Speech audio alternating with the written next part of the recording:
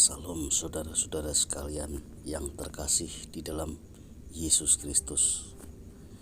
Kembali dari saya, teman seiman yang mempercayai bahwa Yesus Kristus adalah satu-satunya Allah yang benar. Kembali saya mengajak saudara-saudaraku sekalian untuk belajar tentang kebenaran Alkitab, seperti Alkitab yang kita punya ini. Saya ingin mengajak saudara-saudara sekalian belajar dari kitab Matius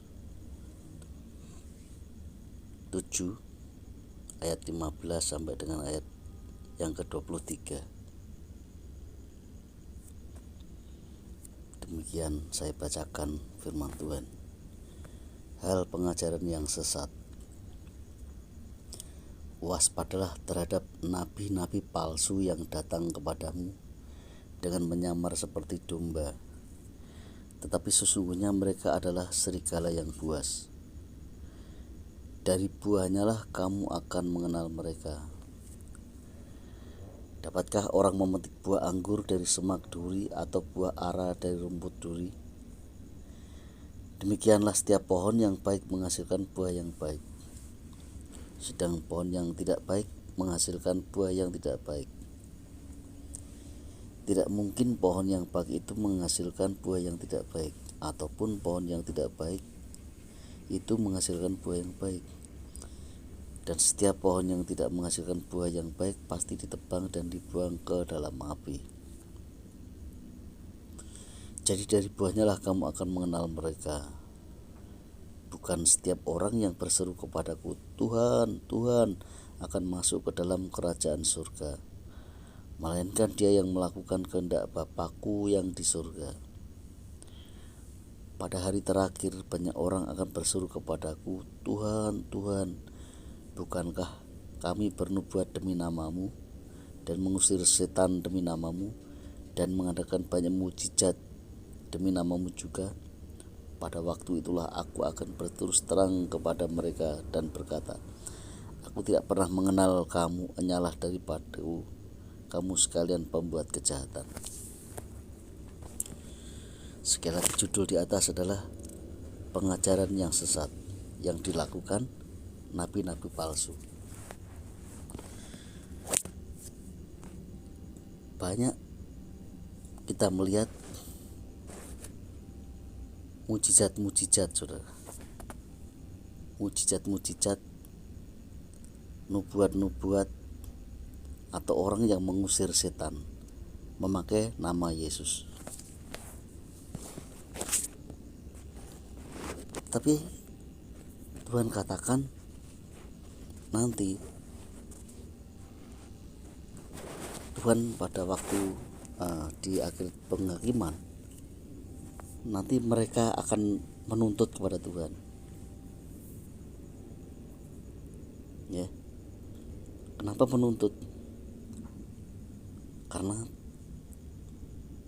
Tuhan akan mengusir, menghalau mereka di hadapan Tuhan. Walaupun banyak orang sudah banyak melakukan sepertinya untuk Tuhan, yaitu bernubuat, mengadakan mukjizat, juga mengusir setan. Tetapi kenapa Tuhan menghardik mereka di akhir zaman nanti? Ayat 23, pada waktu itulah aku akan berterus terang kepada mereka dan berkata, artinya berterus terang, aku tidak pernah mengenal kamu, hanyalah daripadaku kamu sekalian pembuat kejahatan. Padahal mengusir setan demi namamu, nama Yesus, bernubuat juga demi nama Yesus, mengadakan banyak mukjizat, tapi juga di dalam nama Yesus. Kenapa Yesus menolak? Nah, mari kita lihat. Mereka adalah nabi palsu, ya. Sepertinya dikatakan menyamar seperti domba, sepertinya lemah lembut, memakai kuasa macam-macam. Mereka menubuat. Apakah mereka bisa melakukan? Apakah mereka bisa melakukan bernubuat, mengadakan mukjizat? Ya. Mengusir setan? Oke. Juga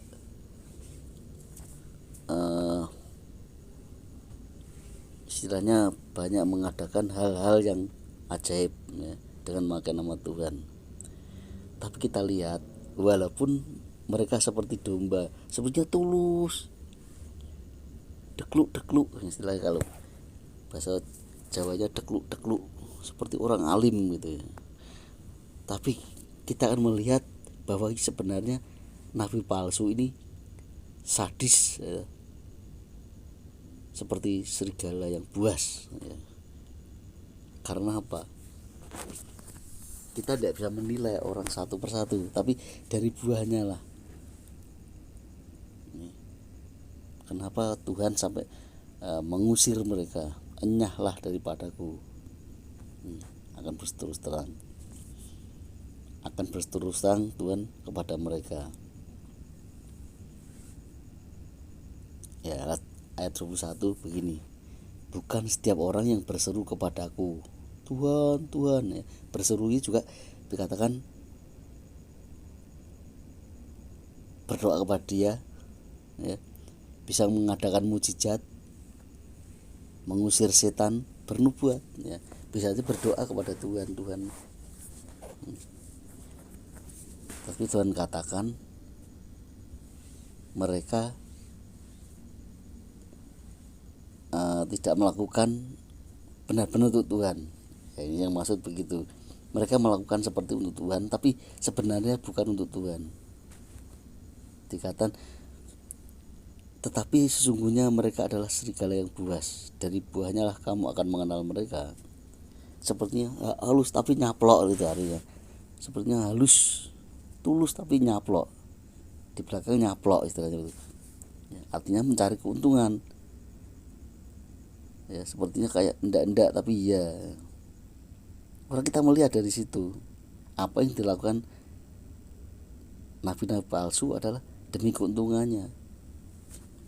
Ya, bisa saja mengadakan mukjizat supaya dilihat orang, wah itu hebat luar biasa, orang ampuh gitu ya. Bernubuat, wah itu kok bernubuat, padahal nubuatnya, arti nubuat belum tentu mereka mengerti.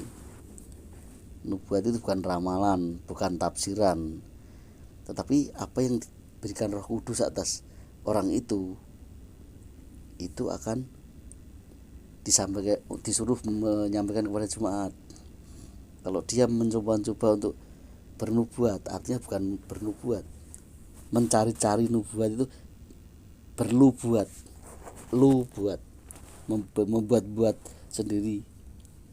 Apa yang dikatakan nubuat itu dia buat sendiri seolah-olah. Padahal Tuhan tidak memerintahkan untuk menyampaikan segala hal kepada banyak orang, tidak memerintahkan orang itu. Nubuat tadi kan memerintahkan lewat roh, hikmat supaya disampaikan kepada jemaat. Padahal itu tahu Tuhan tidak memerintah, hanya dibuat-buat sendiri ya. Bukan nubuat ya, akhirnya lu buat ya. Biasanya mengusir setan demi namamu. Apakah guru palsu, nabi palsu juga bisa mengusir setan demi nama Yesus? Bisa. Setannya pergi, bisa saja pergi, memakainya nama Yesus Kristus. Karena Yesus, kenapa ya nama Yesus Kristus sangat ditakuti setan? Karena nama Yesus Kristus itu nama Allah yang maha tinggi. Yang walaupun nabi palsu pun, palsu artinya begini, sepertinya mirip nabi tapi sebenarnya bukan nabi, tapi orang rakus ya, orang jahat, orang rakus yang menyalahgunakan kuasa Tuhan untuk kepentingan diri, kira-kira begitu ya. Dan akhir dari sebuah tragedi yang diceritakan ini adalah nantinya di akhir zaman Tuhan akan berterus terang aku tidak pernah mengenal engkau. Karena sebenarnya orang ini tidak memuliakan nama Tuhan, tidak menyembah Allah, tapi menyembah dirinya sendiri. Maka ada kata Tuhanmu adalah perutmu.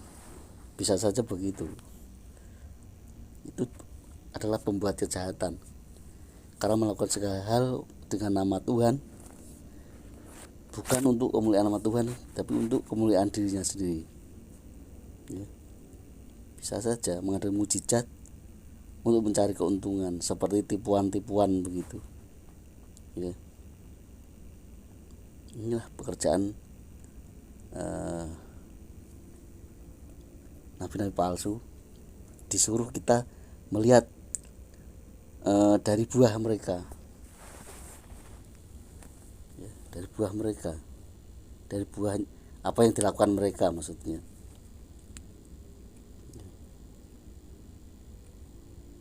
Jadi untuk memahami hal-hal yang bersifat begitu, orang percaya itu tidak sekedar melihat, tapi punya roh untuk membedakan roh. Jadi punya kuasa roh untuk membedakan roh, apakah itu roh dari Tuhan atau roh dari setan, ya. Roh setan ya nabi palsu tadi. Jadi selama kita melakukan segala hal yang sepertinya untuk Tuhan, berhati-hatilah. Kita bisa dikategorikan sebagai nabi-nabi palsu. Nah, apa kehendak Tuhan? Nah, kalau ini adalah cerita tentang bagaimana nabi palsu dengan pekerjaannya. Ya, ini ayat 21. Bukan setiap orang yang berseru kepada Tuhan, Tuhan akan masuk ke dalam kerajaan surga. Ya, orang yang berteriak Tuhan, Tuhan, Tuhan. Setiap orang yang berteriak begitu akan bisa masuk kerajaan surga. Belum tentu, ya. Melainkan dia yang melakukan kehendak Bapakku yang di surga. Ya. Ajaran nabi yang tidak palsu, ya, pasti yang memerintahkan untuk melakukan kehendak Bapakku yang di surga. Bapakku surga siapa sih? Allah.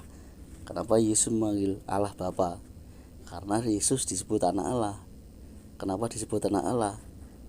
Karena dia datang dari Allah, gitu.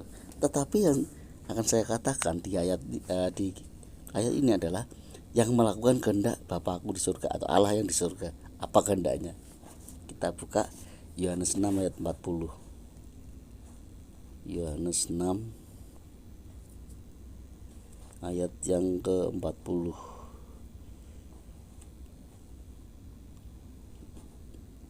Nah, inilah Yohanes 6 ayat 40. Sebab inilah kehendak Bapakku. Jadi kan yang melakukan kehendak Bapakku. Sebab inilah kehendak Bapakku, yaitu supaya setiap orang yang melihat anak dan yang percaya kepadanya boleh hidup yang kekal, dan supaya aku membangkitkannya pada akhir zaman. Jadi kehendak Bapa adalah supaya setiap orang yang melihat anak saat itu, yang melihat Yesus manusia, ya, dan percaya kepadanya. Melihat dan percaya, ya. Jadi yang bisa masuk surga itu, kerajaan surga adalah yang percaya. Kalau saat ini kita tidak pernah melihat tapi percaya, dikatakan berbahagialah kamu, ya, yang tidak melihat namun percaya. Tapi supaya setiap orang yang melihat anak atau melihat Yesus dan yang percaya kepadanya beroleh hidup yang kekal, dan supaya aku membangkitkannya pada akhir zaman. Orang yang mengusir setan demi nama Yesus, mengadakan mujizat demi nama Yesus, atau mengadakan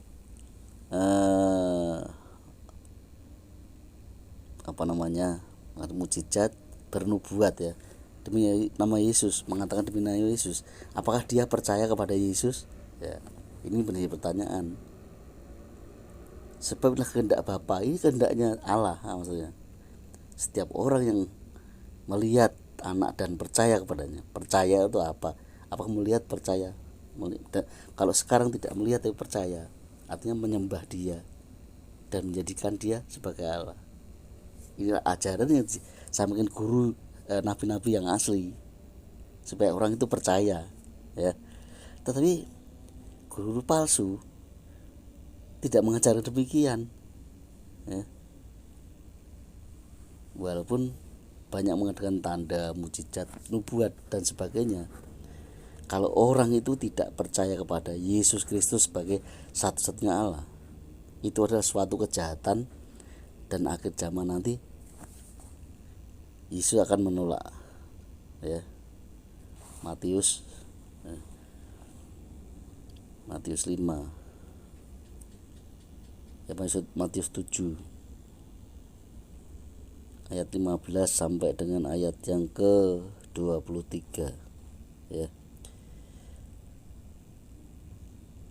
Pada waktu itulah aku akan berterus terang kepada mereka dan berkata, aku tidak pernah mengenal kamu, ya. Katakan, tidak pernah mengenal kamu. Namanya juga judulnya pengajaran sesat dari guru-guru palsu, ya. Tentu yang dilakukan semua palsu. Menyembah Tuhan juga palsu, Tuhan palsu, tidak menyembah Yesus. Maka aku yang bilang aku ini Yesus, aku tidak pernah mengenal kamu, enyah daripadaku kamu sekalian. Kalau sekalian itu bukan hanya satu, banyak, mungkin lebih dari satu, bahkan banyak pembuat kejahatan. Makanya orang percaya, yang percaya Yesus perlu waspada, ya. Judulnya waspadalah terhadap nabi-nabi palsu. Dia datang, yang pertama menyamar seperti domba, bisa saja akan menipu kita, ya. Juga kita menyesatkan, mengelabui di mata kita seolah-olah dia melakukan kehendak Tuhan, tapi kehendak dirinya sendiri. Namanya juga nabi palsu. Makanya untuk mengerti pekerjaan mereka, bahwa mereka itu nabi palsu atau asli, ya, kita perlu minta hikmat dari Tuhan Yesus, karena yang buat firman yang tertulis ini adalah Tuhan Yesus, supaya kita ditaruh hikmat akal budi dalam pikiran kita, bisa membedakan roh, apakah orang yang datang kepadamu seperti nabi ini palsu atau asli. Kalau asli pasti beritanya supaya percaya kepada Yesus Kristus, tidak membuat banyak hal yang mujizat dan sebagainya dulu, tapi beritanya tentang ini, apakah orang ini menyembah Yesus Kristus sebagai satu-satunya Allah apa bukan. Kalau bukan, jelas tidak asli, KW, nabi KW, ya. Sekarang kan banyak orang mengaku nabi, tapi hati-hati atau waspadalah, ayat 15, waspadalah terhadap nabi-nabi palsu yang datang kepadamu. Jadi apa yang saya sampaikan ini supaya kita lebih berhati-hati ketika kita berhadapan dengan seorang yang sepertinya rohani, deklu kalau bahasa Jawanya ini deklu kayak orang alim gitu, banyak mengadakan mujizat, tapi hati-hati dikatakan. Berarti orang yang nabi palsu pun bisa mengadakan banyak hal, ya, tetapi ujung-ujungnya mereka tetap, walaupun orang pada tidak tahu, mereka akan ditolak Tuhan karena mereka sudah melakukan kejahatan yang dilakukan apa? Satu, menipu. Dua, memakai nama Allah untuk kepentingan dirinya sendiri. Kuasa Allah apa atau nama Allah apa yang dipakai, ya, mengusir setan, bernubuat, mengadakan mujizat, dan semua itu palsu, karena yang membuat nabi palsu. Palsunya gimana? Pasti untuk kepentingan diri sendiri. Biarlah firman yang singkat ini boleh menambah wawasan kita di dalam memaknai firman Allah. Terima kasih atas perhatian saudara-saudara. Tuhan Yesus memberkati. Haleluya. Amin.